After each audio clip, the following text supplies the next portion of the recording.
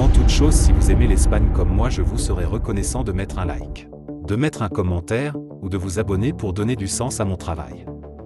Merci. Commençons à présent, sur un bref retour à l'histoire espagnole, qui va sûrement vous surprendre. Alors restez bien jusqu'à la fin de la vidéo. Il fut un temps où l'Espagne a été à l'avant-garde de l'opposition au sionisme bien avant que le Maroc n'existe en tant que nation. Dites ce que vous voulez sur Franco. Je ne suis pas franquiste moi-même. Mais il est important de mentionner qu'il a toujours refusé de reconnaître Israël, faisant de l'Espagne le dernier pays occidental à le faire. Plus d'une décennie après sa mort, en 1986. Son régime a également fourni des armements lourds à Nasser. Kadhafi et Saddam Hussein a été le premier gouvernement occidental à accorder à l'OLP un statut diplomatique officiel, et a systématiquement voté en sa faveur à l'Organisation des Nations Unies.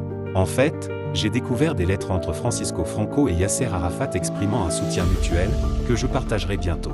À cause de cela, l'Espagne a été l'un des très rares pays occidentaux exemptés de l'embargo pétrolier arabe de 1973, reflétant ses relations exceptionnellement étroites avec le monde arabe sous Franco. Pedro Sánchez agit au sein d'une tradition civilisationnelle et politique plus profonde qui, à bien des égards, commence avec l'édit d'expulsion sous Isabelle et Ferdinand, se poursuit par la répression par Charles Quint des premiers projets sionistes, voire mon poste épinglé, perdure sous la revendication des dynasties des Habsbourg et des Bourbons au titre de roi de Jérusalem, et s'étend au XXe siècle à travers la posture philo-séfarade mais inébranlablement antisioniste de Franco.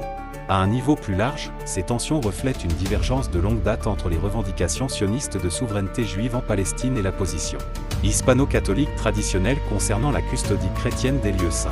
Que ce soit sous monarchie, dictature ou démocratie, les gouvernements espagnols ont souvent abordé le Moyen-Orient à travers une combinaison distinctive de traditions historiques catholiques, de stratégies méditerranéennes et de fraternité de longue date avec le monde arabe, ce que Franco appelait la traditionnelle amitié hispano-arabe.